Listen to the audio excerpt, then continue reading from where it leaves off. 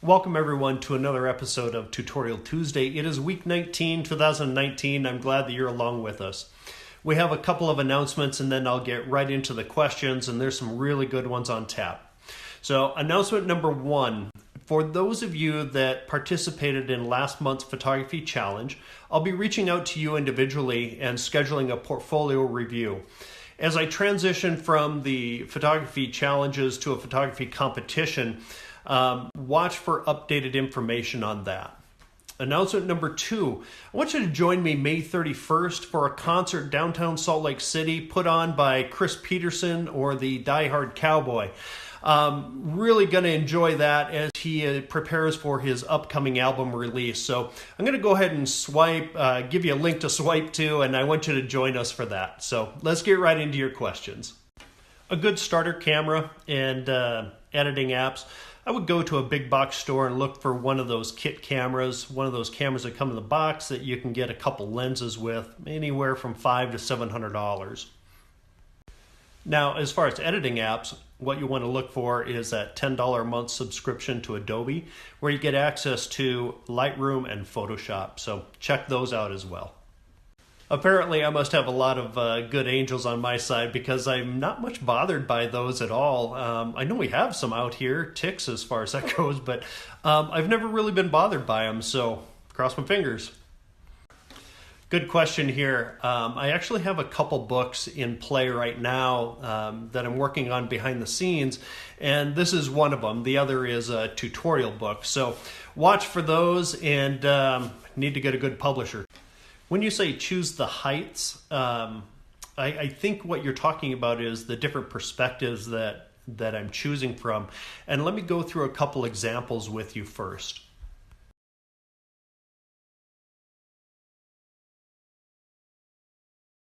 In that picture of Savannah that I just shared, what I did was I was up on the bed of a pickup shooting down at an angle like this, and why I was doing that was to isolate her in that field of stinkweed.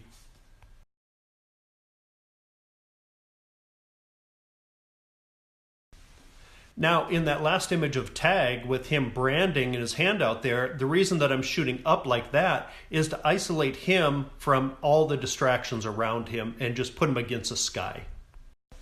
So simply put, when I choose the perspectives that I do, number one, it's to isolate our subject and reduce distractions around them so we keep that focus on our subject. So watch for that next time you're out.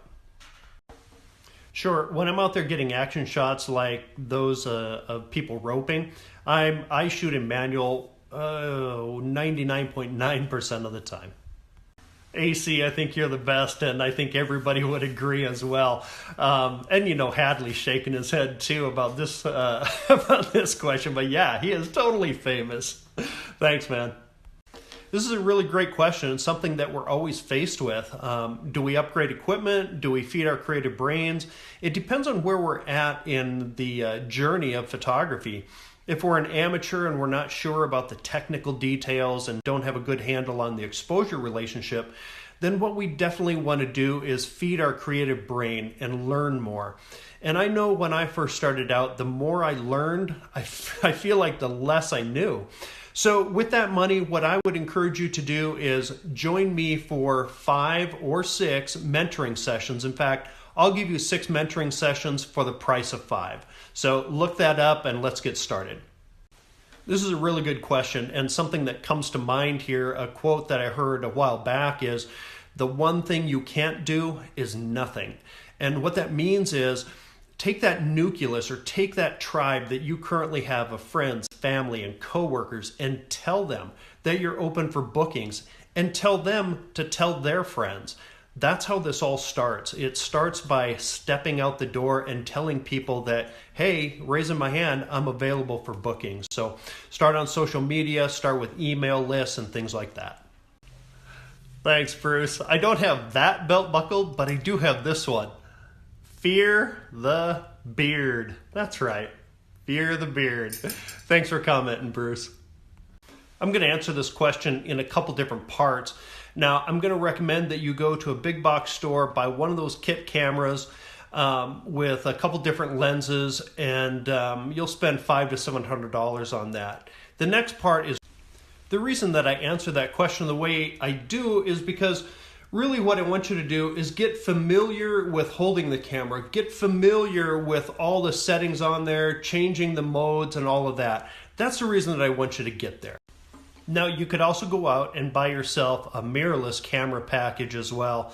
And I'm sure they have an abundance of those on Amazon. But for me, it's going to be the DSLRs. And when I have to upgrade this, I'll upgrade to a mirrorless.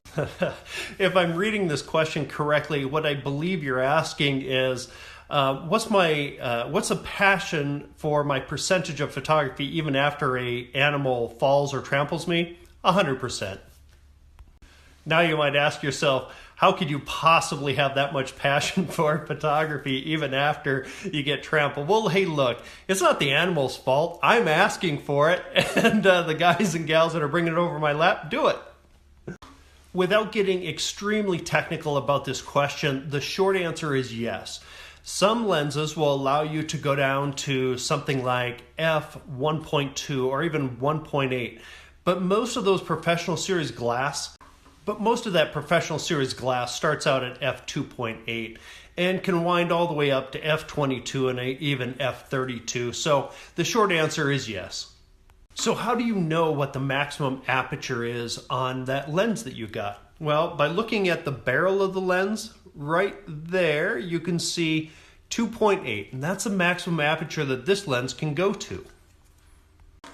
But on this lens, when we look at this, you can see that this one can go down to f1.4. So I hope that helps you in choosing a lens.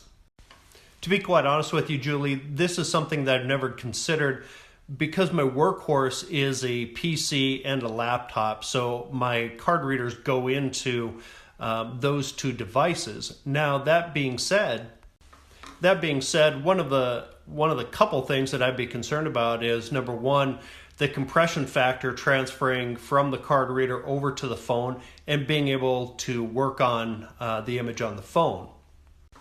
The other things that would concern me are editing on such a small screen like this. Even though we can zoom into 100%, for me, that's just too small of an area to work on. And then number two, a sufficient backup strategy. Sure, this is a really good question. And so what I've done is I've provided you a link that you can swipe over to and see exactly what I use, from the Black Rapid double harness to each camera and each lens that I use while out on location. One thing you'll notice in that list is there are no filters at all. I don't put anything in front of my glass. Look at that, it's a double holster right there. So go ahead, swipe over there, take a look. And this is the Black Rapid. For me, if I had to choose one or the other, it would absolutely be my desktop. My laptop screen is still too small for me. I would be, and I don't know how I would live without dual monitors side by side.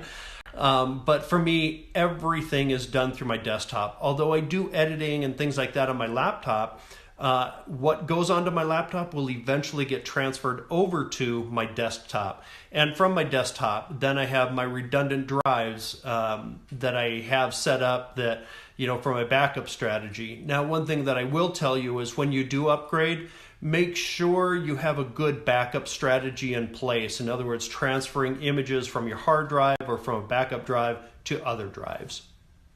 One of the things that has impressed me the most over the last 10 years of covering ranch life is in any of the activities, whether it be branding, weaning, doctoring, processing, whatever it is, friends and family and neighbors all come together to help one another and support one another through these different events. And that's where I want to draw your attention to a company called Paisley's Grass-Fed Beef Jerky. Now, they haven't sent me anything free, and they're not expecting any kind of post like this, but when a company goes out and they buy cows from local ranchers here in the state, develop their beef jerky line, and it's something amazing as well, man, that is really something I can get behind. Go ahead and check them out, and I want you to get behind them too. This is a really important question, so Ty, thank you for asking it. It's real. The myth about having a shoot every day just is not reality. Perhaps if you hire somebody on the creative side that can do all the editing for you and you can go out and shoot all the time, that'd be great. But that's usually not reality either, especially for an independent, self-employed photographer. 70% of the time I'm in studio, 30% of the time I'm out in the field. But if there's too much pressure, too many shoots and too much backlog, what happens is you'll reach this creative burnout, and you need to get yourself out there away from photography, and whether that's out horseback riding and roping or studying geology or something like that. You need to carve out time for yourself to recharge those creative batteries. Some of the best ways that I've found to reduce that kind of pressure is forecast your busy times. Like, I know the end of March through the end of June are my absolute busy times, and so I have to be very careful about keeping that balance of shoots versus the time that I'm going to be in studio editing. As it is right now, I'm sitting on 5 different shoots that keep constant pressure on me to get out.